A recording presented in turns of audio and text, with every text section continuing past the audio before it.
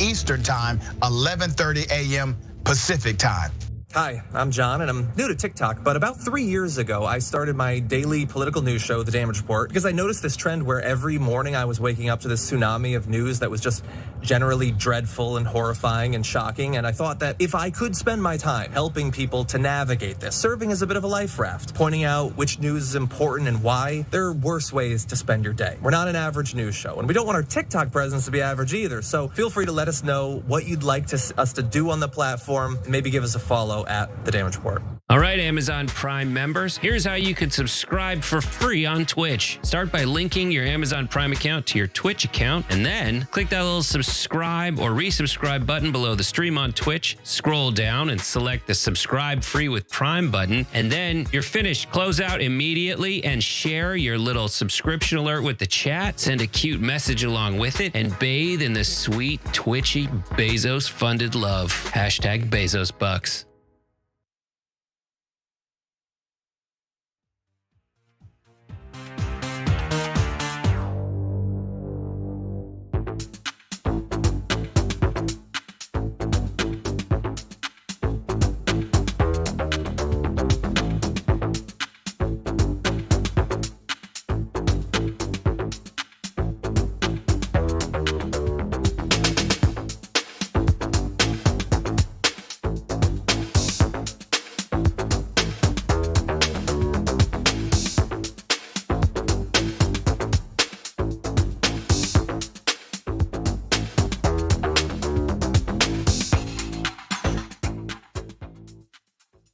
This is Indisputable with Dr. Rashad Ritchie. Thanks so much for joining us. Let's get to some of your comments now. A lot of you have a lot to say. Tall glass of shut up juice, TYT.com member. Is it wrong of me to have laughed out loud when I just heard that Stewart shot his own damn eye out? I laughed too. No Red Ryder BB gun for you. You know, I guess we're glad that he didn't do more damage, but yes, that he's responsible for missing an eye. Well, I gotta bring you this one. Boy, The Rock, what's not to love? Love The Rock, watch this.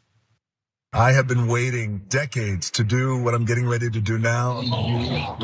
Hey, where's your Snickers? When I was 14 years old, every day I used to stop here at this 7-Eleven and steal a king-size Snicker bar because I couldn't afford to buy one. That was my pre-workout food. I did that for almost a year every day. I had to come back and buy every Snickers bar on those shelves. What's your name? BK. Ring all these up. BK's like...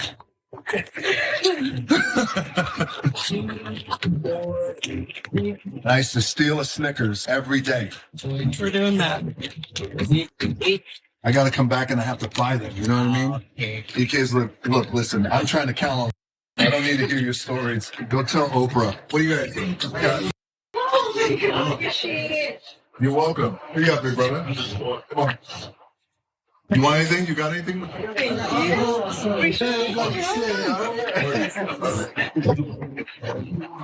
Let's do. How much? 98. 300. That's just for you. Thank you so much. I appreciate you. I'm gonna leave these here. If somebody looks like they're stealing Snickers, give them these so they don't steal it. Thank you. After decades, I have a hi. Come on over here. Let's take a picture. I gotta go. The Rock is here. Bye. After decades of me wanting to come back home to 7-Eleven and try and make good, that felt really, really good. I'm out. Snickers and 7-Eleven. I mean, what's not to love? What's not to love about him? He has this unique ability to be like this superhero in real life, but yet authentic, real. You know, he's wildly rich, but now, you know, he makes us remember where he came from. I just love him, Jeff. Yeah, and you know what? Let me talk about where I came from. I was raised in a project called Agla Green in Columbus, Ohio. And around the corner from that project was a store called Josh's. And I would go into Josh's, and for a limited time, they would have Christmas tree cakes, and I would slip one or two in my pockets. And I'm inspired by this, Sharon. I feel like I should take these are for me and the kids, okay? But I should take a bunch of these to a food pantry and give back, pay it forward for what I did in the past. I'm inspired now. How many do you think he stole over the years? Oh, look, I mean, the statute of limitations. I don't really know what those are right now. $20, $100 worth. When I was a kid, they were 25 to 50 cents. So we'll probably go $15 easy. Make sure you record it and upload to social media when you make amends for that. I'm just saying about $15 with interest, probably about $35, $40 now. Inflation. Yeah, and go make it. What's the name of the store? Josh's. Is it still around? Well, Josh's, it's no longer there. So this would have to go to a food pantry or something like that. Okay, well, we'll look for that video to be. Tell everybody where they can find the video and follow you. Yeah, on all social media handles, my handle name is He Gonna Be Alright. I have a YouTube channel called We Gonna Be Alright, and tomorrow we're gonna be talking about whether or not Asian success disproves white supremacy. Short answer, no, it does not. So come and join me. All right, well, we'll definitely join you for that. And I'm sorry about your Ohio State Buckeyes, okay? They got all blue. They got tore up, all blue, and I know that had to be hard for you. I'm Sharon Reed, thanks so much for joining us on this edition of Indisputable with Dr. Rashad Richey. Proud to be filling in all week. We'll see you tomorrow.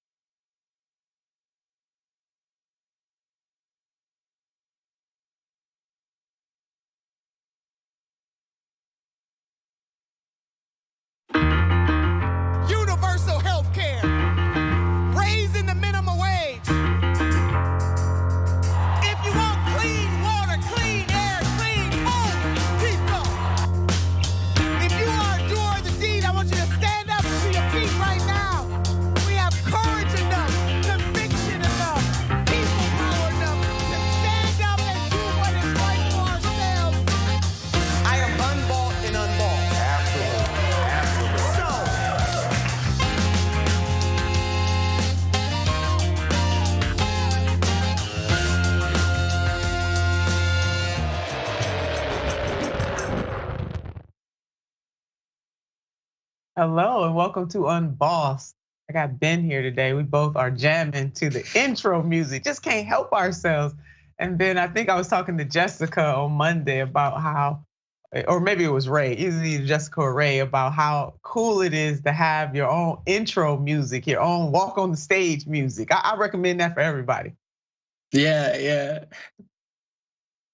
So good. So today, so glad to have Ben here. And Ben is the host of Galaxy Brain and a breakdown contributor. You do not want to miss what Ben lays down.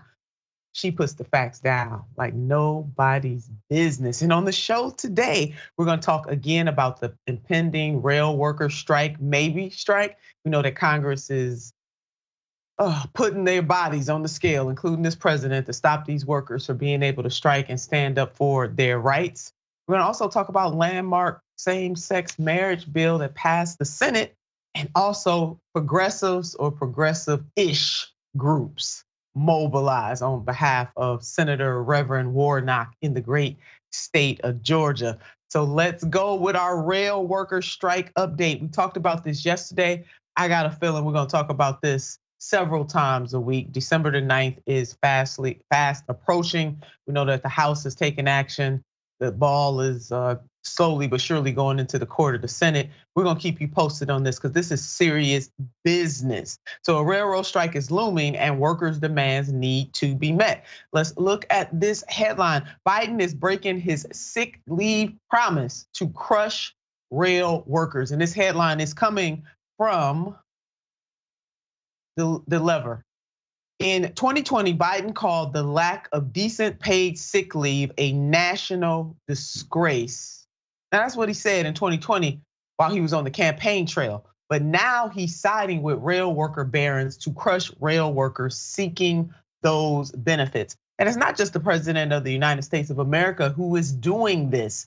It is also the Congress who is also complicit as well, unless they shut this thing down. As a labor dispute between rail workers and railroad companies barrels towards a nationwide rail strike, President Joe Biden is standing with railroad barons to force a deal on workers that not only falls far short of their demands, but also goes against Biden's own promise to grant reasonable paid sick leave to all Americans. Lest we forget, and thank you, the lever, for putting this down. Lest we forget, paid sick leave was in Build Back Better. I just want to walk you back down memory lane because we are not imagining this. I want you to bold it. I want you to underline it. I want you to put it in a message in a bottle. Paid sick leave was in Build Back Better. I am going to repeat that towards the end of this segment, but I want you to know that the president of the United States of America is going back on his word. The move is the latest and possibly starkest example of the chasm between Biden's pro-worker rhetoric during his campaign and presidency and the numerous pro-corporate actions he has taken in the White House. So sure enough, sometimes politicians say one thing on the campaign trail and they do a whole nother thing when they get into office. So now, as part of his 2020 presidential campaign, President Joe Biden, or then Mr. Biden, pledged that he would ensure all workers have at least 7 paid sick days.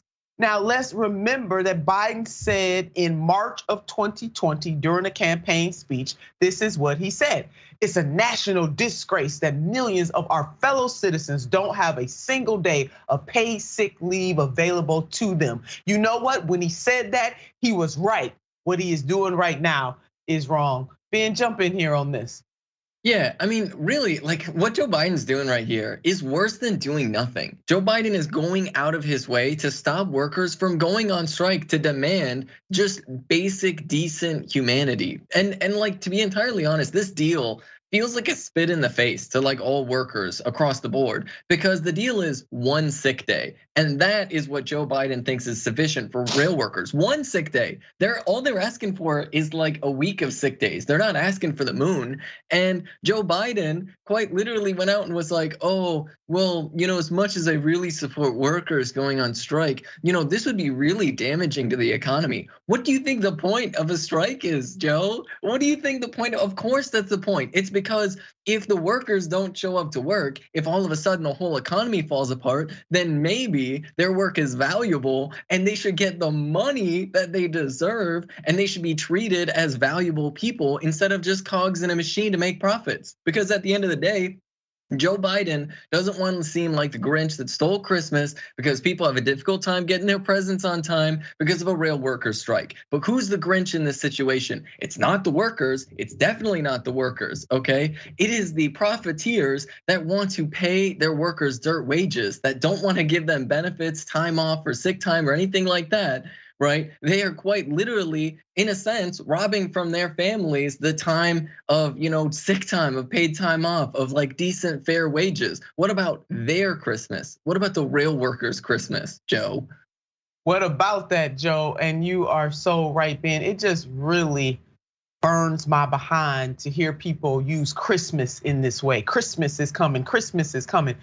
These workers deserve what they are asking for. They're not asking for too much. They're not reaching too high. It is a national disgrace. He was right when he said that on the campaign trail, and I wish that Joe Biden would show up to this fight. But this September, Biden reversed course, helping negotiate a deal between railroad bosses and unions that would only grant workers a single paid sick day per year, despite the unions pushing for as many as 15 sick days, a number they were ultimately willing to reduce to as few as 4. Now, to avoid a shutdown of the nation's rail network, he is asking Congress to force that deal on workers who voted to reject it. Go ahead on the lever. Lay it on out there. Now, the rail workers, as with all workers, they deserve to have paid sick leave. They deserve to have paid family and medical leave. It is the right and moral thing to do because guess what? Human beings need time off when they are sick. They are not robots. They are not cogs in the wheel. Ben, as you laid out, they are human beings who need rest. And in the United States of America, the only industrialized nation on the face of God's green earth that does not give this kind of sick time, it is immoral all day long, twice on Sundays. It is immoral as hell. They're not asking for too much. And it is inhumane what is happening to these rail workers and the fact that the Congress wants to flex its muscles against them. What makes them better, any different than Jeff Bezos? Hello, somebody. I'm trying to understand that. What makes them different? Nothing makes them different in this situation. And shame on both parties, on both of them. This is another example of how the owner-donors are in total control in the United States Congress, and obviously they control the presidency too. This is shameful. But let's bring in some other voices to this mix. Let's see what Sarah Nelson had to say about this, the great unionist herself for the airline workers. Love this response I just got when texting this statement to someone on the Hill. So she sent a text about how the rail workers, they deserve and that they stand in solidarity with the rail workers. And this is what this person says. Good, thanks for sending. As an aside, all of those transpo industry complain about worker shortages. Maybe if wasn't such a mean and hostile anti-worker environment, they could attract more people. Give me a break. And I am so glad to see the airline workers, the workers that Sarah Nelson leads, are standing in solidarity with our rail workers. Let's see what my stunt double had to say, Ben, because my stunt double is always on Twitter acting up. This is what she had to say. The same neoliberals who said it was our, quote, patriotic duty to pay higher gas prices are now saying rail workers shouldn't strike because it would be bad for the economy. Number one, we see ya. Number two, a strike can be avoided if the demands of the workers are met. It really is as simple as that. This is not rocket science. This is not complicated. Give the workers what they are asking for. And guess what? Strike averted. Let's see what some other folks had to say about this. Oh, my stunt double is still going. This is what she said. Senators Cornyn and Rubio were never outflanking Dems to the left on workers' rights. They were banking on being the minority vote on it and posturing while the vote failed.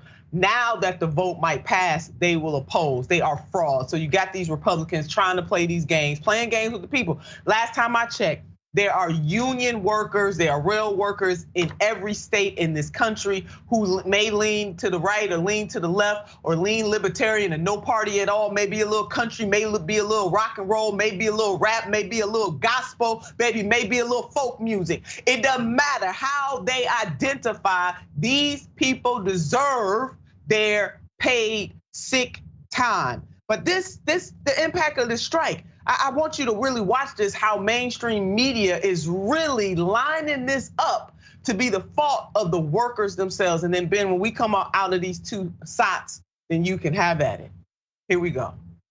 Rail strike is one of the most disruptive and expensive things that can happen to an economy. A rail shutdown or strike would disrupt supply chains. A strike means food prices could skyrocket. Many experts are saying would be an economic catastrophe. That could mean a big shortage and massive price hikes. Even gas prices could increase. And it also could cost the economy $1 billion within the first week. That would cripple the economy. I'm not setting aside the concerns of your members, but are you and your members willing to stop the rails in effect and accept those costs to the U.S. economy? Do you believe a strike is worth it if it cripples the U.S. economy and costs up to $2 billion a day? More than $2 billion per day. Is it worth it? And on top of all of that, the holidays are right around the corner. It's a little less than a month right before Christmas here. Especially right before the holidays. President Biden warning if that happened, it would devastate the economy if we had a strike like that. So joining me now to talk about this and a lot more is Bank of America.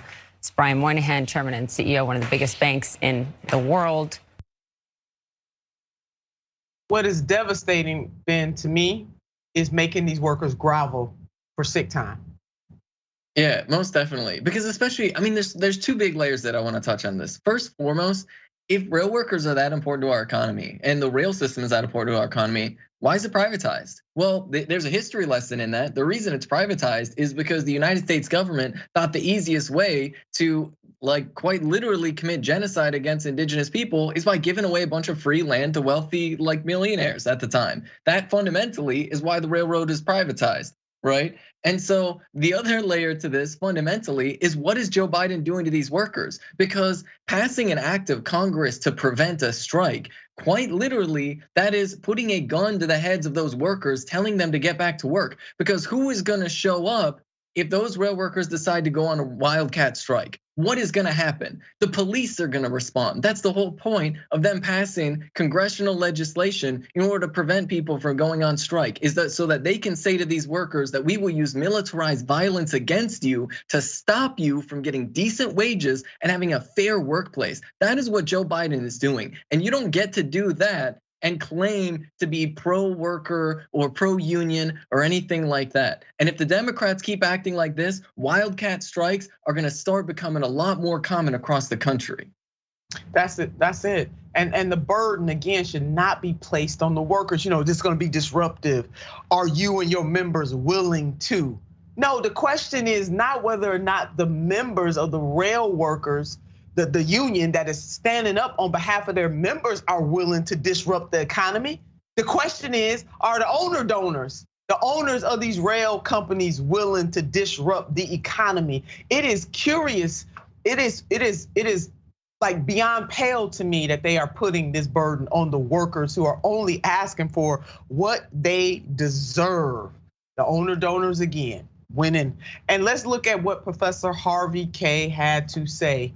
Yeah, this is thunder, lightning, and rain right here. He said, I know they are quite different. So for all the people out there, won't be any of our members who say, oh my God, it's so unfair to compare President Joe Biden to President Ronald Reagan. But baby, on this one, oh, there are a whole bunch of similarities. So Professor Harvey K said, I know they're quite different still. Can we put that back up, please? I know they're quite different still. 1981, former Union President Ronald Reagan versus air traffic controllers, and in 2022, pro-union Joe Biden versus railway workers. How about that? The hypocrisy is thick as hell. And I do want you to remember, again, just in case you forgot, I said I was gonna bring this up again, that sick leave, paid sick leave, was in Build Back Better bill. But the moderates passed the infrastructure bill first. You may remember that. right? And then progressives lost all leverage. So they passed the infrastructure bill before the Build Back Better bill, and nobody played hardball. America, this is wrong. We must stand in solidarity with the rail workers. I want you to underline that. I want you to bold it. I want you to put an exclamation point, put a message in the bottle and send it on the train. Stand side by side with these workers. What is happening in that Congress is wrong, and it's gonna come back to bite. It's gonna come back to hurt, because now that Congress will lose all moral high ground when they going up against the Bezos and the Elon Musk of the world. They lose it because they are preventing these workers from striking for what they deserve. And if it's happening to them, it will happen to all other workers too, because what's happening to them, it puts all workers in this country in peril, that Congress can just go ahead and side with their owner donors. They are being very honest about who they are and whose side they are on. There is no middle ground here. Either you are on the side of the workers or you are not. Either you are standing with the people or you are not. Either you believe that the workers, those rail workers and the workers of the United States of America deserve paid sick time, or you do not. It is as simple as that. I'm about to get up out this chair, just run around the room and just throw there they go. Paper's gone everywhere. We sick and tired of the foolishness that's going on in this country. We really are. We sick of it, you know? Yeah, 100%. And it's like this, like how they just feel perfectly comfortable beating down workers. Like it's that it. I mean, they're literally talking about passing. I mean, these are Democrats. Democrats have the House right now until January. They could have, I know this is bold idea. They could have forced the railroad company to accept the compromise deal that these unions offered up, right? They could have forced, they could have said, railroad company, you have to make sacrifices. But who has to make these sacrifices? Is it ever the millionaires or the billionaires? No, the people that have to make sacrifices are the people that are already sacrificing time with their families while they're out working on these trains for long hours so that we can get what? Right? Like, let's be real. So we can get our Christmas presents on time. Like, as important as that is, what's more important? That these rail workers have time with their family, that they have time to take off for sick leave. That's a heck of a lot more of a Christmas present to me, is if these workers actually get the ability to live a decent life. That's it, man.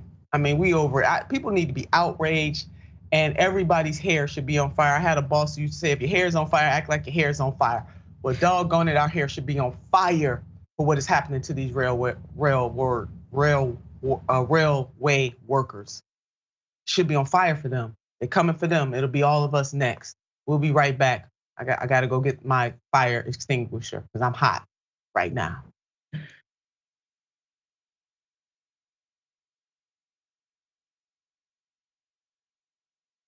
Welcome to Indisputable. I'm your host, Dr. Rashad Richey. We got a lot happening today. But what do we do on this show? We tell the truth. You know why we tell the truth? Because the truth is simply indisputable. Rashad, great to be here. Congratulations on the new show. And I gotta let everybody know that Rashad and I go way back. Here's the pattern that we see in all of these Karen stories. They think they own stuff they do not own. Now, where does that come from? I don't know, maybe slavery. Maybe they think they should still own black people. This is what happens when Karens weaponize the police. When you're used to privilege, equality seems like oppression. It hits you in a certain way when someone is holding you against your will, treating you like you're a criminal and you're an innocent person. This is something that black people face no matter where they are. A stronger black economy lends itself to a stronger, greater economy. Don't think it's exclusive of you, it's inclusive of you. What's your beef with critical race theory? It adds more fuel to the fire of the racist tendencies that we already have. We have a generation of problem solvers that can remedy the problem if they are properly taught what the problem is. You know who created redlining in this country? It was a white liberal. I don't give a damn who created it.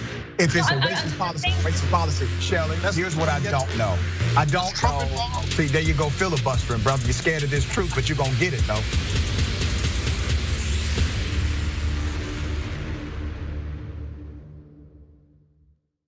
Climate is changing fundamentally, extremely, and non-linearly. It's becoming worse now. It's not when the levees burst that is the problem. It's in the anticipation of that. So I hope every human being is safe. And by human beings, I do not include multinational corporations, especially the ones that started climate change in the first place. What we're currently doing right now in cutting emissions is clearly not enough. There will be ramifications to what Trump is doing. I don't want people to suffer, but I feel like there's going to be a lot of suffering because we have an imbecile as our leader.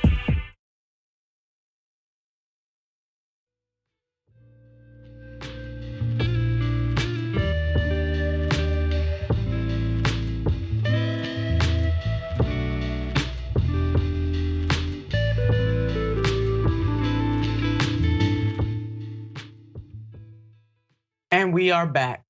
I'm a little extinguished, not much, just a little bit. But here is my favorite part of the show, and you all know that it is reading the comments from our viewers. And TYT member Tall Glass says, Ben, that deep red is so your color, looking good, my dear, with a smiley face with heart in the eyes. That is your color, baby. I'm feeling that too. Go ahead, Tall Glass, put it on out there. On Twitch, Venomous Dragon says, Nina and Ben, love you ladies.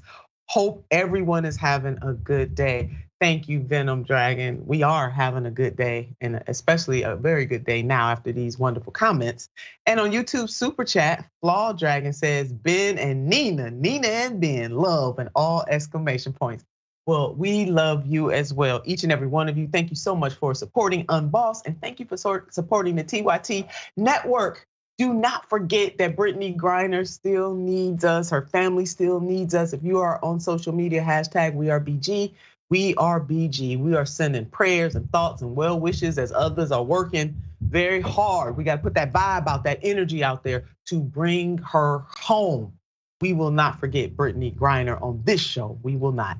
And do not forget our sisters and brothers and our family and friends in Jackson, Mississippi. You can help us here at TYT by going to tyt.com/relief. That is tyt.com/relief. Here we go. Landmark same-sex marriage bill. Watch this. Are 61, the nays are 36. The bill, as amended, has passed. Mr. President, what a great day. What a great day. Yeah, baby, great day indeed. The Senate passed a bipartisan legislation Tuesday to protect same-sex marriage. This is a sigh of relief for the hundreds of thousands of same-sex couples who have married since the Supreme Court's 2015 decision. Democrats are moving quickly while the party still holds the majority in both chambers of Congress. However, it is important to note the legislation would not force any state to allow same-sex couples to marry. But let's put this up and read this. The legislation would require states to recognize all marriages that were legal where they were performed and protect current same-sex unions if the court's 2015 Overfield versus Hodges decision were to be overturned. And the legislation was approved 61-36 on Tuesday, including support from 12 Republicans. Yeah, you heard me right. Support from 12 Republicans. So the Republicans who voted in support of Respect for Marriage Act, there they are lined up there. And you can see them. Some of the people I'm sure you know from that list, like Susan Collins and Joni Ernst. You have Lisa Murkowski, Rob Portman, who's serving his last few months there in the United States Senate, and on and on. So those are the 12 Republicans that voted in favor. Good on them for doing that. And the Republicans that did not support it totaled 36. And let's go ahead and include and put their names up there. The usual suspects. We are not surprised. Lindsey Graham, Mitch McConnell, Rand Paul, Marco Rubio, Tim Scott, et cetera, et cetera, et cetera. And as a reminder, let's put up this headline. Mitch McConnell votes against interracial marriage bill, although the man is in an interracial marriage. Your thoughts, Ben? Yeah, I mean, there's so many directions to go from here. First and foremost, the only reason this is happening now is because Obama didn't do this when he had a supermajority, right? Same thing with Roe v. Wade, right? Why there's all this fuss about Roe v. Wade and stuff like that. Like fundamentally, this stuff should have been done a heck of a lot earlier. And there are actually a lot of Democrats like Bill Clinton in the past that actually actively push things backward on this front. But this is a victory. We need to accept this victory. And I think we also need to take a minute to take in all the coping and seething from like the right-wing think tanks and like the Heritage Foundation crying about it, and just like take this in as a victory, right? That at very least, like folks who are in same-sex couples that are married today will have their marriages protected. I wish they would have gone further to like force states to accept like gay marriages, right? But I guess maybe that's the compromise they made for Republicans to be on board, which is all the more important, which is when Democrats do actually have majority, you need to run with it and you need to actually do something with it. Because right now we're like racing against time to protect people's rights as the Supreme Court is like, putting them in line to throw them all in the shredder. We wouldn't be in that situation if Democrats actually did their jobs and were a lot more proactive. You better true that. And the American people are right there. Support for same-sex marriage is at an all-time high. Let's put up this graph so folks can see exactly where US support for gay marriage. Do you think marriages between same-sex couples should or should not be recognized by the law as valid with the same rights as traditional marriages? And look at where the American people are. And we have come a long way in this country, but the American people are right there. And that is indeed a beautiful, and I mean beautiful, beautiful thing. Now we're going to talk about something that we usually don't talk about enough, and that is the violation of child labor laws. There is a headline here. I want you to check that out. It's, comparing it to modern day slavery. I don't necessarily like the reference, but I get it. And I'm sure that most of you can understand why I don't necessarily like the reference. But Australian Report advises urgent action to combat slavery in clean energy supply chains. And let's put up more from this article so that we will get a better understanding. The report entitled Addressing Modern Slavery in the Clean Energy Sector notes examples of worker enslavement and other abuses, including of children, from the Ecuadorian Amazon to China, where 2.6 million Uyghurs and Kazakhs allegedly face forced or coerced labor, so-called re-education programs, and imprisonment in concentration camps. And that is coming from an article that was written by Brent in The Common Dreams. Further, the report also highlights the children labor running rampant in manganese and cobalt mining in Zambia and Congo, respectively, as well as in nickel production in the Philippines.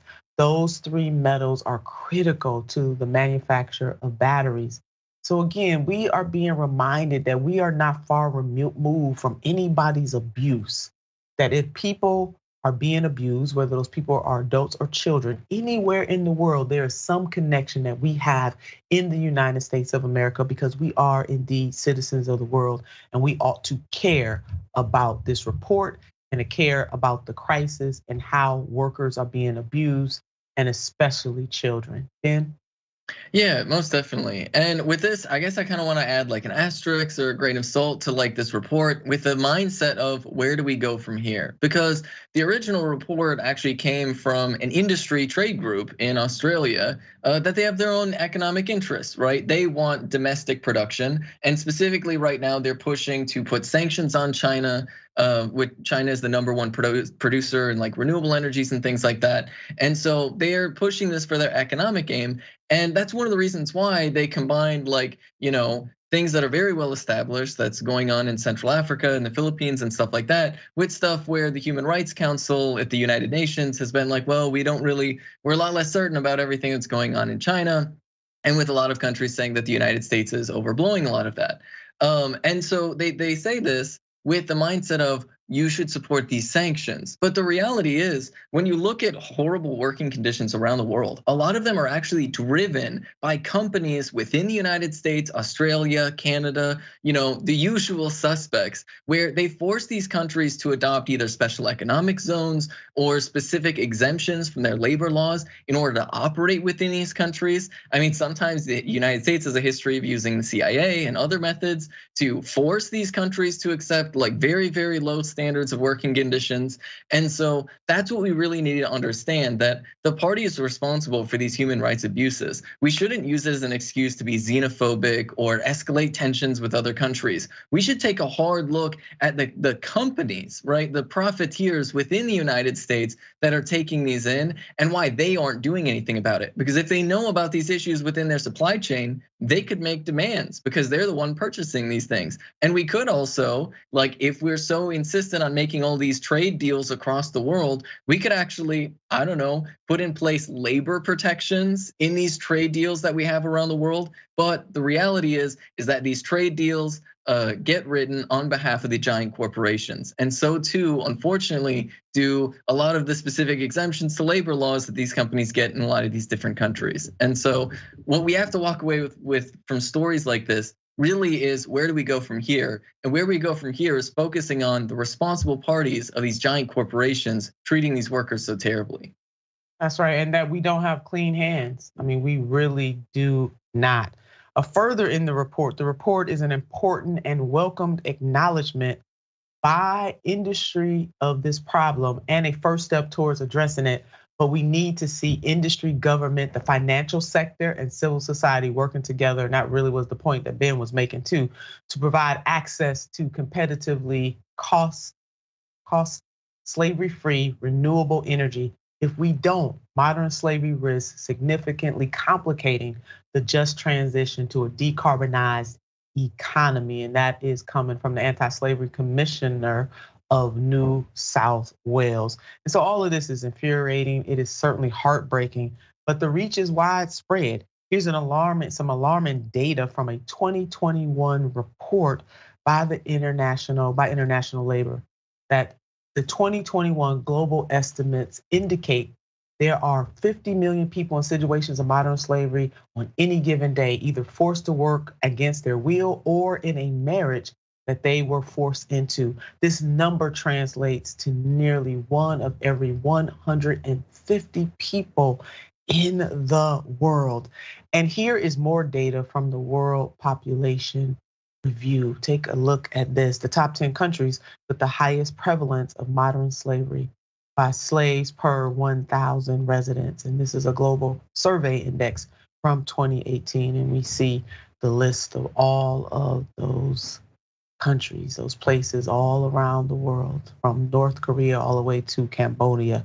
This is a shame. And if you think the United States is immune, I want you really to think again. Watch this. The US Labor Department has accused a major cleaning company of using child labor on graveyard shifts at slaughterhouses. The federal agency says Packers Sanitation Services, Inc. employed at least 31 children, the youngest just 13 years old, at 3 JBS meat plants in Nebraska and Minnesota, and that the company likely employs far more children across its 400 other locations. My God. All right, so we don't have clean hands in the United States of America. And this from a Slate article just a couple of weeks ago. In one example, 14-year-old worked through the night cleaning machines used to cut meat while attending Walnut Middle School. Yeah, you got that, middle school. A report cited in the lawsuit detailed this child falling asleep in class and missing class as a result and suffering injuries from chemical burns. I thought, this was something of another century, but here we go, another 2 centuries, but here we are. So hello, child labor laws. Federal child labor law generally prohibits the employment of minors in non-agricultural occupations under the age of 14, restricts the hours and types of work that can be performed by minors under 16, and prohibits the employment of minors under the age of 18 in any hazardous occupation, usually. Ben? Yeah, I mean, this is one of those things where, like, like there's so many layers to this, but because one of the things that like our country does, especially like, private companies really push for. One of the reasons why private companies push so aggressively for border restrictions is because a lot of kids, a lot of people that end up in child labor situations in the United States are undocumented, right? And they quite literally have men with guns threatened in their direction saying, oh, we'll call ICE on you, we'll call the police on you, if you try and report us for all these terrible working conditions. And the unfortunate reality is those systems operate mostly to the benefit of those giant corporations. Another layer to this, and that wasn't mentioned in this story, but I think is relevant, especially considering the chart mentioned earlier about the amount of people in modern day slavery. The way that they calculate those, because like a lot of these nonprofit organizations take money from like giant corporations and whatnot, they will include prison labor for other countries, but they don't include it for the United States, very conveniently enough. Because if you include prison labor with the United States figures in forced labor, then all of a sudden you realize that the United States is actually one of the worst offenders. And then if you even change the definition a little bit more to people working to the benefit of American corporations, then you realize globally that the United States by far is the worst offender. And so fundamentally, we need to understand and recognize that the very institutions that surround us every single day that are supposedly about protecting us and protecting children in our communities are actually the very same ones that are putting children in danger, that are forcing children to work in hazardous working conditions. And unfortunately, these giant companies, they're not paying costs for it, they're profiting off of it. Yeah, they are. Again, no clean hands and a lot of people being complicit in this. So let's keep an eye on this. Again, what happens to one directly happens to us all indirectly. That is a forever quote by the Reverend Dr. Martin Luther King Jr. So progressives are mobilizing for, talking about a reverend, for Reverend Senator Warnock in the great state of Georgia. We have one more week before the runoff. And the reminder, the Democrats do need to win Georgia, despite what some neoliberals had to say, just because the Democrats are at 50 now. They were writing off Senator Warnock, if you can believe that. Yeah, it happened. Let's put up this headline. Progressives mobilize in Georgia for December 6th Senate runoff. Advocacy groups backing Senator Raphael Warnock call the Democrat a reproductive rights champion who is also fighting to stop the climate crisis and create good jobs in the process. I want all of you to know there are many other progressive groups supporting Senator Warnock other than the ones that we're gonna list today. But this particular article focused in on those groups that are part of reproductive health, reproductive champions, and or climate chaos. So let's take a look at some of those organizations that are right there. So while more than 500,000 Georgians have already cast their ballots for a December 6th runoff, progressive leaders and groups are encouraging Peach State voters to help US Senator Raphael Warnock, the Democratic incumbent, defeat his GOP challenger, ex-football player Herschel Walker. Yeah, they are encouraging that. And the race is tight, it really is, and that's why we're in this runoff. The tight race has implications for not only Georgia, but the entire country. Though Democrats lost their majority in the US House earlier this month, Warnock winning re-election would give his party 51 Senate votes. And thank you, Jessica, for laying that out in Common Dreams. And that is important because I'm glad that you asked. The tight race has those implications, and independents favor Warnock by 52% to 48%, which is just enough to offset the plus 6-point Republican advantage in party identification, with Republicans 95% for Walker and Democrats 99% for Warnock. Any thoughts about what's happening in the great state of Georgia? Yeah, I mean, like, on one hand, it's like hopeful and exciting, right? That Raphael Warnock is doing good in the polls.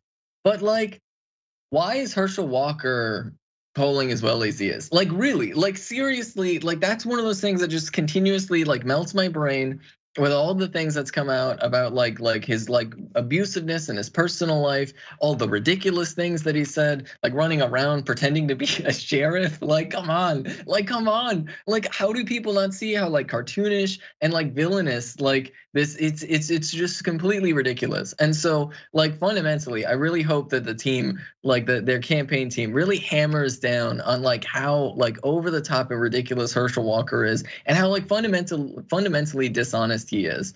It looks also like if independents are swinging more for Raphael Warnock than Herschel Walker in this situation, that should really start dispelling a lot of myths that I think people have about independent voters. Because like technically, I'm an independent voter, right? I consider myself a socialist. So when people ask, "Are you very liberal?" I'm like, "No, I'm a socialist," which is nowhere on that spectrum. There's a lot of independent voters out there, believe it or not, that want to see people who are reproductive rights champions, that want to see people who are actually willing to stand up for like workers and things like that, that actually think that the moderation is not great and don't want to vote for somebody that's as ridiculous or as extreme as Herschel Walker is.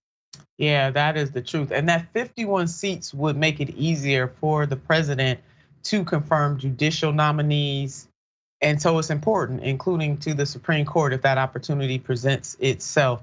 And so that's why this is important. Let's put up very quickly some of the groups, and this is just a sampling, who are supporting Senator Warnock. And you see them, they're Friends of the Earth, Sunrise, NARAL, Planned Parenthood, and 100+ clergy for Warnock. And then some of the leaders. Again, none of this is exhaustive, but this is just what was listed in the articles. And you have the president, the vice president, Senator Warren, Senator Jeff Merkley, and Representative Pramila Jayapal, just to name a few. And then we have the Georgia Poor People's Campaign launched a statewide canvassing effort on behalf of Senator Warnock. They were text baking and social media campaigns to reach out to low-income voters to get them out to vote. And I know for a fact, Progressive Democrats of America are doing the same thing. So this is just a sampling. Get out there, Georgia. If you know somebody, phone a friend or a friend of me, tell them they got to get out there. We are 1 week away from this runoff. And I do sincerely agree with Ben. It should have never been that close, but here we are. You got to get out there and vote Reverend Warnock. We'll be right back after this.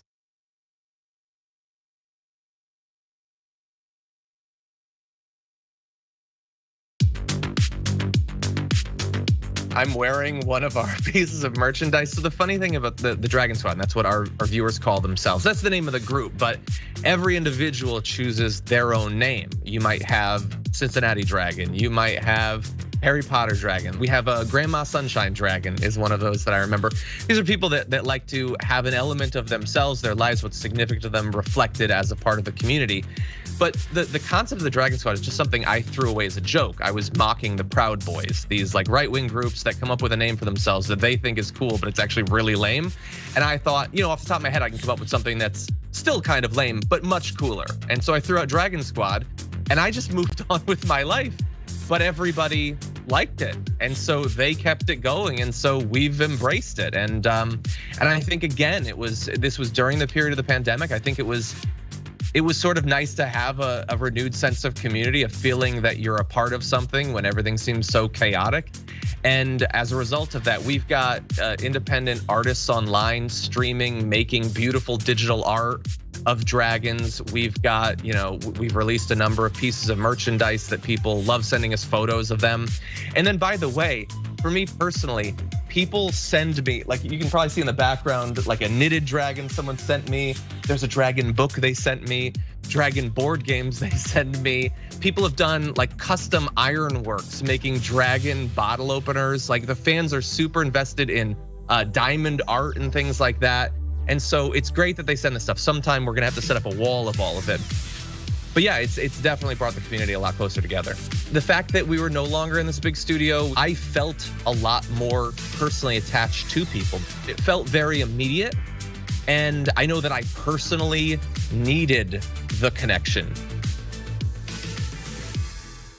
Did you know that more than 20% of the world's oxygen comes from the Amazon? Why? Because of trees. I know what you're thinking. Of course! So what do we want to do? We want to plant more trees so we can save the climate. It's quite literal.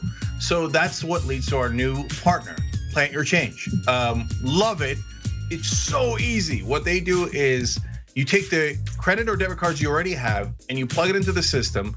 And if you so choose, you get to round up every purchase to the nearest dollar, and they plant a tree for you. Okay.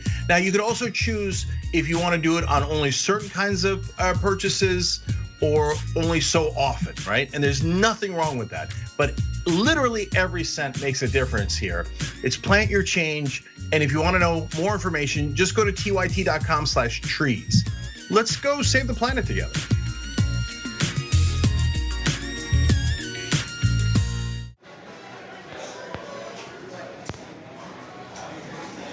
Now, top. No. No. No.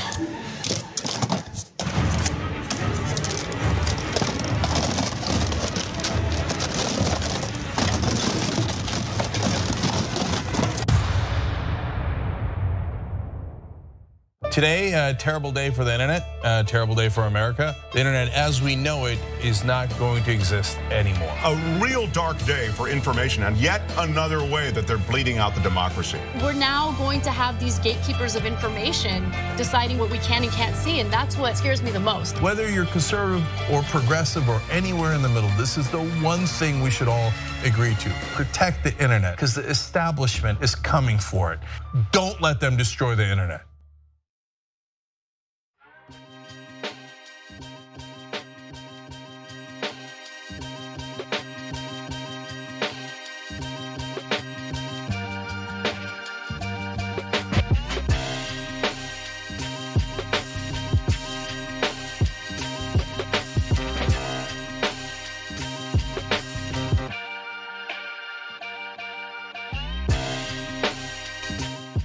And welcome back. Let's go to the second half of our viewer comments on Twitch. Pebble says, love you, Nina and Ben. And Pebble gives us a nice little purple heart. Thank you. You're sending that love back.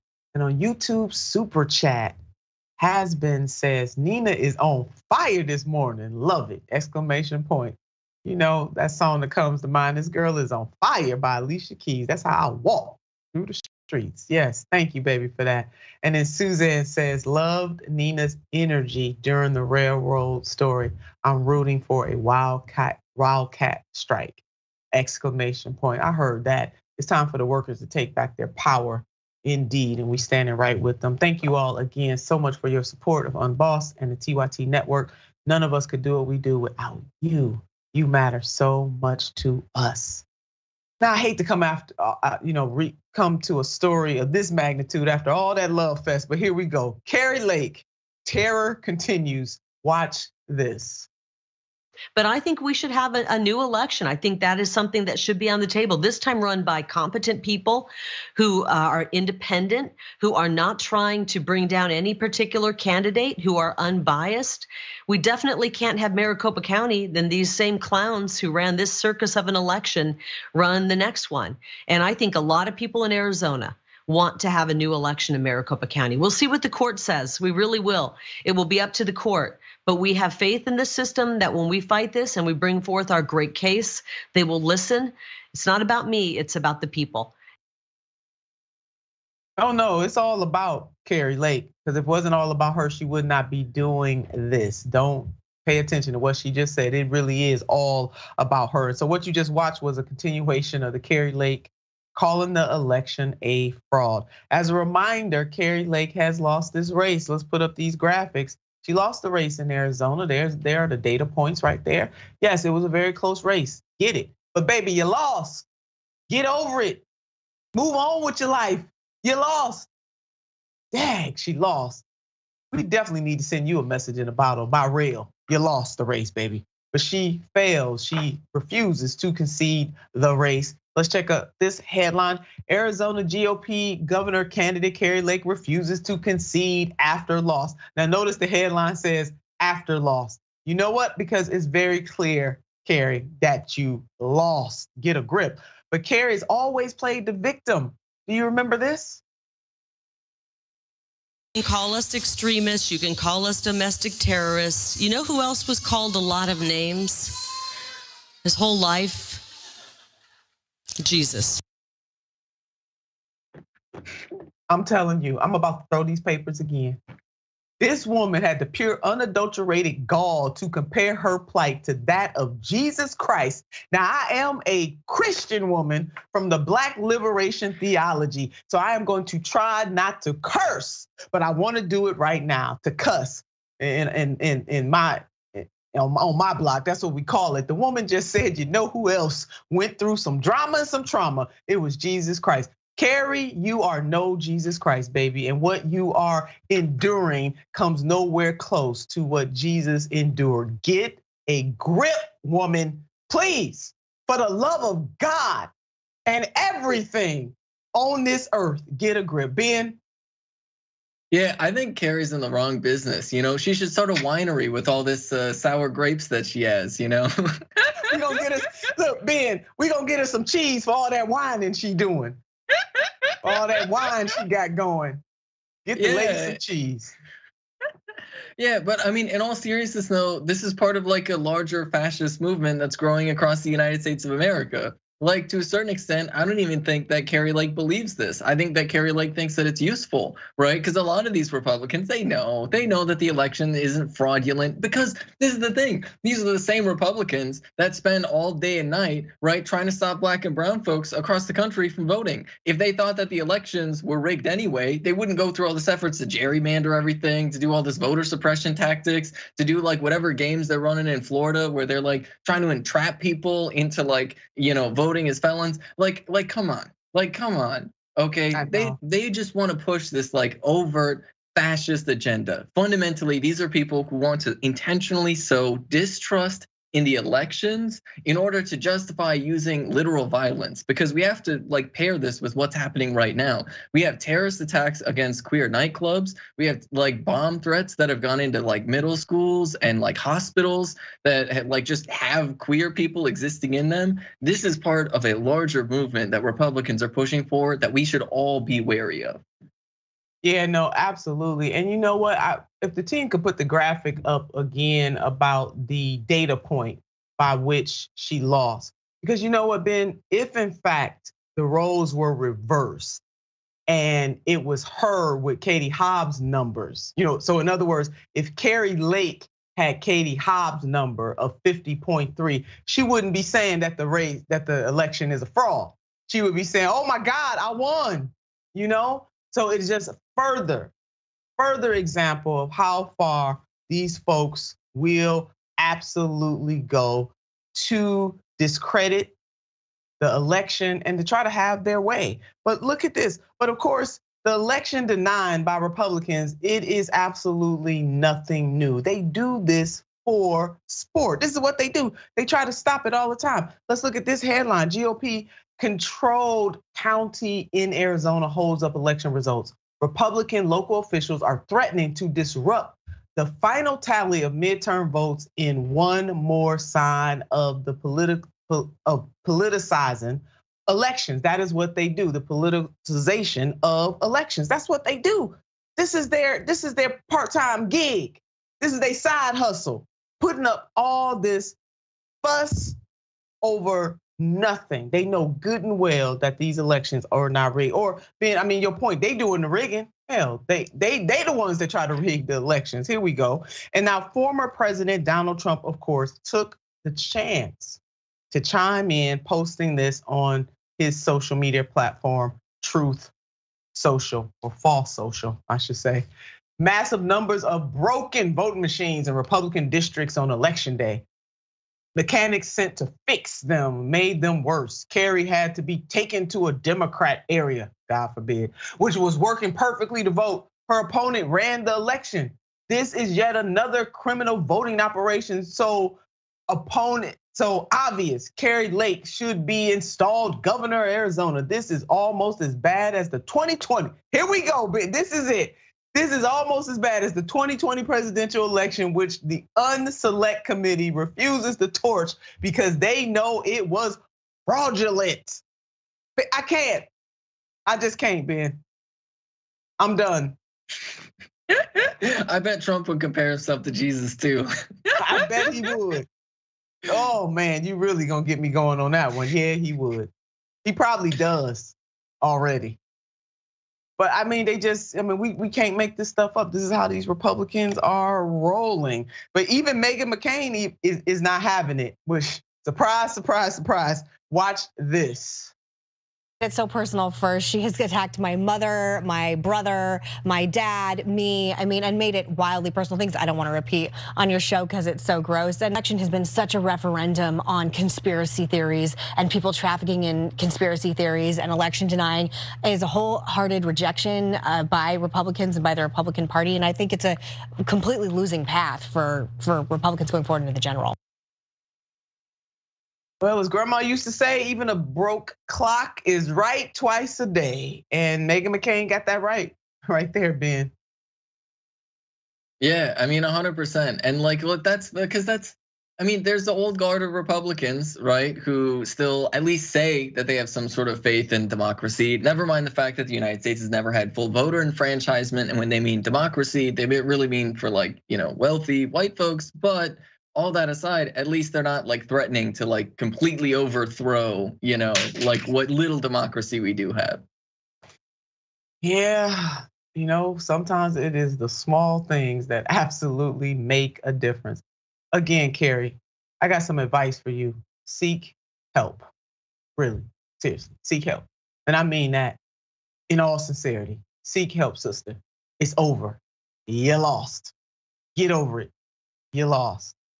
Now to the jawbone. Now you guys know I talk about grandma all the time. The 3 bones, grandma's 3 bones, the wishbone, the jawbone, and the backbone. And today we are going to highlight the jawbone. And our quote is coming from the one and only Audre Lorde. She was a self-described Black lesbian, a mother, a warrior poet. Audre Lorde dedicated both her life and her creative talent to confronting and addressing injustices of racism, of sexism, of classism, and homophobia. Let's see what the one and only Audre Lorde had to say. She said this: the master's tools will never dismantle the master's house. In other words, we cannot depend on the same systems and the same structures to make a new. We cannot depend on those structures to give us a new direction. Can't depend on that because the master will never dismantle their own house. So these corporations, the corporate structures, this entire system, injustice will never dismantle injustice. We need justice to do that. That was really a call to the people, really a wake-up call for us too, that we can't depend on those people to make the change. We, the people, got to put a little extra on our ordinary so that extraordinary things can happen. We need to remember what Audre Lorde had to say. Ben, any thoughts on that? Can I use master's tools to dismantle the master's house? Yeah, I mean, I think it really touches on like a lot of what people are talking about, community safety and like all of these different things, especially when it comes to like law enforcement, the police, right? In larger institutions like the CIA and whatnot, these institutions are designed to be hammer factories, basically. And just like giant corporations are designed to make profit. That's what they're gonna do. It doesn't matter who is running the hammer factory, because if all you have is hammers, all you're gonna see is nails. It doesn't matter who's running the giant corporation, because at the end of the day, if you're not making money, you're out of business. And so like individuals are very replaceable in these systems, these machines that are designed to make profit, that are designed to use violence to make profit, and they're designed to suppress the interests of the working class to the benefit of the profit-making industries. Yeah, and that the systems that we operate under in this country and even in the world, the systems that are very oppressive to working class people globally are the same systems that have to be bumped up against, but they're not going to be bumped up against by the people who created the system because it is working for them. It has to be bumped up against by the very people who are suffering within those systems. And that is what Sister Lorde is saying, that we cannot sit back and be naive about this. We can't use those tools to dismantle injustice. We must use new tools to dismantle injustice and to stand up for justice in all of its forms. That is what we must do. And all of us have a particular role to play in this. Now, don't you sit idly by on the sidelines. You don't have to have a fancy title. to be the change that you want to see in the world. You don't have to have a fancy title to want to do good and to be in solidarity and collaboration with others. Let's do this. We can and we must do this. All great movements that changed the course of human history was because everyday people got together and said, we are not going to take this anymore. We shouldn't, we don't have to. You deserve so much better. So thanks to the one and only and to the great Audre Lorde. And really thanks to you for joining us today. Dan, it was so good to have you on the show. And people know what I'm about to say. I want you to keep the faith, but more importantly, I want you to keep the fight. Until next time, sending you so much love.